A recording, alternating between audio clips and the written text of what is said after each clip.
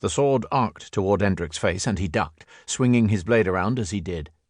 The movement happened almost faster than he could see, fast enough that he barely had time to react. His long blade reverberated with the sound as it crashed against the other, but the massive sword trill pushed him back. His father, general of the Denraen, protector of the Erman faith and the Magi, stepped back, sweeping his sword into position for another attack. Crouched near the ground, Endric lunged forward, attempting to catch his father off guard. Denraen swung the hilt down, colliding with Endric's shoulder, knocking him back to the ground. Trill swept toward his neck, stopping just short of severing his head. "You're still too eager," Denraen said, pulling his sword back and sheathing it. "Wait for the fight to slow." Endric rubbed his neck as he stood. The damned blade had come close enough to shave him. What was his father thinking, having him practice with steel? The rest of the troops used practice staves, the wood balanced in such a way that it was close enough to the right weight for combat. One wrong move and he'd end up with another scar, or worse. Then again, Denraen rarely made a wrong move. Endric sheathed his sword, glancing around the practice yard in the middle of the barracks. A few Denraen, who had been watching, turned away, returning to whatever assignment they had.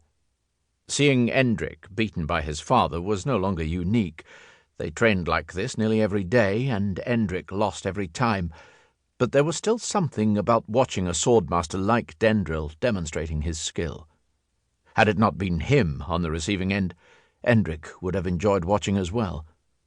"I think if I have to face the Deshmane, the fight will speed, not slow." "Then you haven't been paying attention.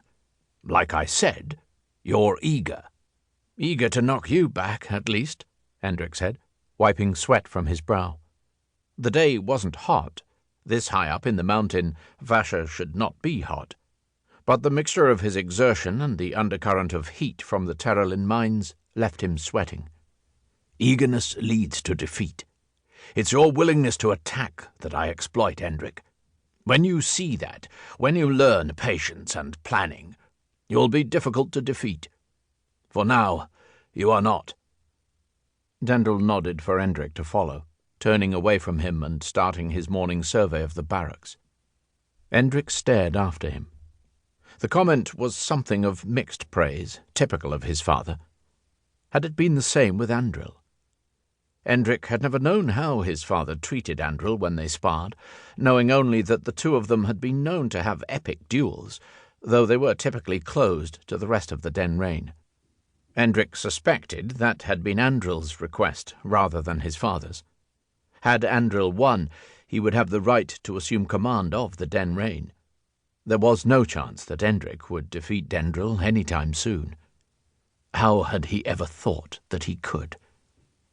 Probably through the same fault that his father commented upon now. He had been too eager, too willing to attack, rather than to sit back and wait for more information.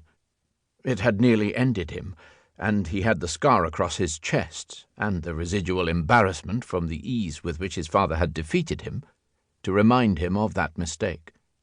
But then, had he not made the mistake and been sent from the city, he wouldn't have been in a position to stop Urik and his plan to allow the Dark Priests access to the city.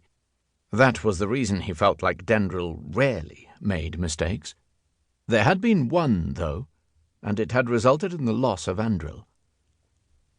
Endric trailed his father as they made a circuit of the Denraen. Now that he'd assumed the title of Enraen, the position that had been vacated by the loss of his brother, Endric understood the reasoning behind the morning surveys. There were thousands of Denraen stationed in Vasha at any given time. Squads trained here before their deployment into the surrounding lands, tasked with maintaining peace, but they always returned to Vasha to train. It was this training that made them as formidable as they were. Few soldiers were their match. His father watched a squadron of men marching in formation, his face neutral. The men were guided by a young sergeant, a dark-haired man from Comden City by the name of Thurn. In the last year, Endric had come to know the names of most of the soldiers in the city. It was an expectation his father had of him.